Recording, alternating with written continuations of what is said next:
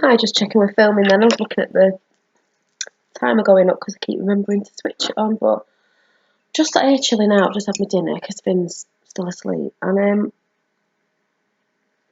I was just watching, I don't watch a lot of telly, what have I just been watching? Blue Swimming. And there was a guy on it, and I don't know if anyone knows him, and he was really cute. I've not seen him before, but I might watch it tonight if I get a chance. He was on Undateables. I think he's got Tourette's. I think he was called Tom. Good looking lad. He's gone on a few days. Looks rather. It's my type actually. It's quite nice. But he was just discussing about, I think, when he was on Undateables and, you know, obviously going on dates and stuff. And then they were saying something about his cousin passed away in October, and he was saying, you know, you wouldn't think it that his cousin would have. He took his own. Sorry, he passed away, but he took his own life, suicide. And you wouldn't think it because, you know, he had he's saying how smart he was and this, that, the other. You know, like they say, like when you just wouldn't think it when someone does that, when they seem happy and confident and life's going really well and everything. And I think they just said on there that it's one of the biggest like killers, like as in suicide. I can't remember if it just said in men under the age of 50. Yeah, it must be under the age of 50. It's quite a high percentage, and he was just saying, which I agree on.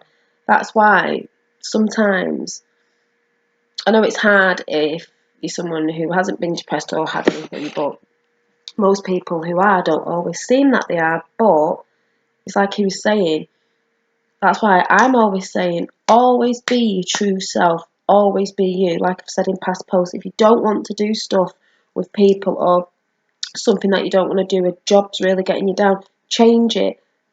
Don't go to them places where you don't like going just because you're going to make someone else happy or friends happy.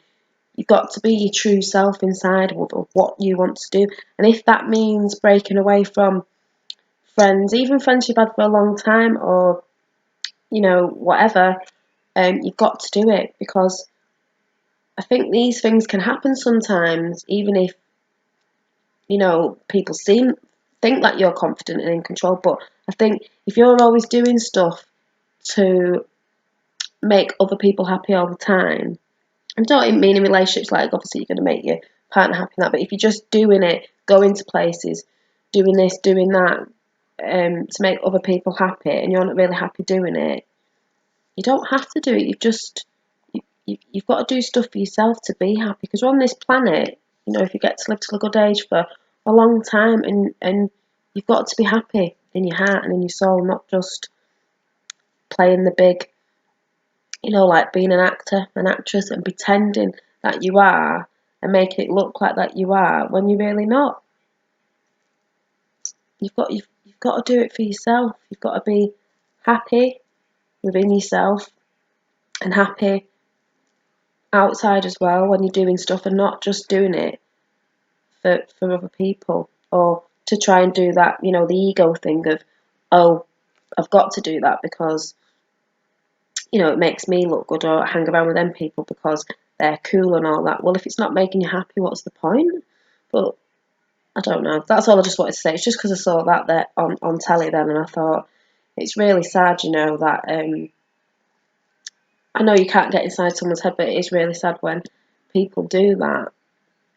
You know, if they can't like truly speak to people and say how you feel and just be yourself. And if people don't like it around you, then they're not the right people to be around, you know. And it's like me with my job, because, like I said, I've done childcare since I was 19, and I always wanted to do beauty. I've probably mentioned before, and I didn't. I just fell into childcare, even though, you know, I enjoyed it at the time. But I've been doing it since I was 19. I'm 40 next month.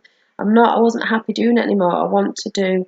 You've got to do what you love, because then if it's something you love, especially if you're someone if you're down in your job and you think, oh, I mean, I know we all get to be like, oh God, it's Monday morning blues.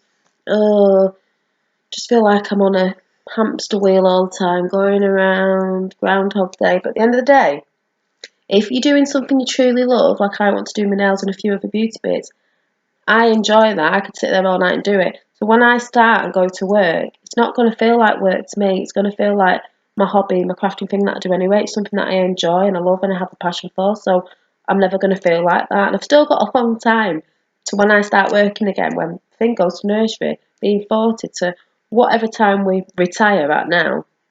I've still got a long time to work, so I've got to enjoy it. If I was still doing childcare now, only because, you know, there's only so much and you can only talk to little toddlers, but I want to talk to adults, and I felt like a change in my heart. It's just like, I just couldn't see myself. I said, I just couldn't see myself doing it anymore till I was about 65, 70, whatever it is, looking after kids. I'd probably have knackered needs and God knows what by then. I don't think I'd be able to look after kids. But do you know what I mean? I got to that point where it was like, no, I feel, you know, I've got to be really like, woo, something, you know, like feeling like that in the morning, because it was getting a bit hard with kids coming in early and some were late sometimes, and then Finn came along, so that's why it got harder for me, because I was on my own with a newborn baby and looking after other kids, and it was all like, oh, I thought I just want to do something that my hobbies and that. Why not do that? Because that's what I'm passionate about. So yeah, so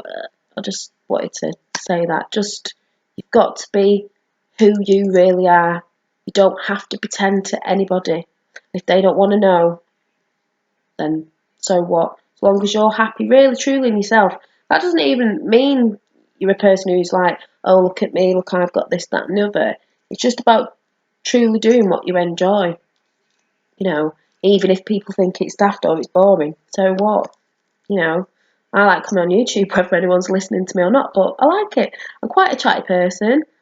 As you can tell, I'm always, God knows, talking about I don't know what, but I just love it. I've always been a chatty person. I got told I was a chatterbox, so I might as well talk to you. And yeah, maybe it's out of loneliness sometimes, because I am on my own. I'm a single mum with a 17-year-old and a child who's nearly 2, and I am on my own a lot. And I fill my day with, I don't sit around watching telly, even though I've got Loose Women on, so I've not seen it for ages, but I'm practicing my nails, I'm doing my journals, I'm watching YouTube things about to do things. I'm trying to educate myself and fill my brain with things that are not just that about mope.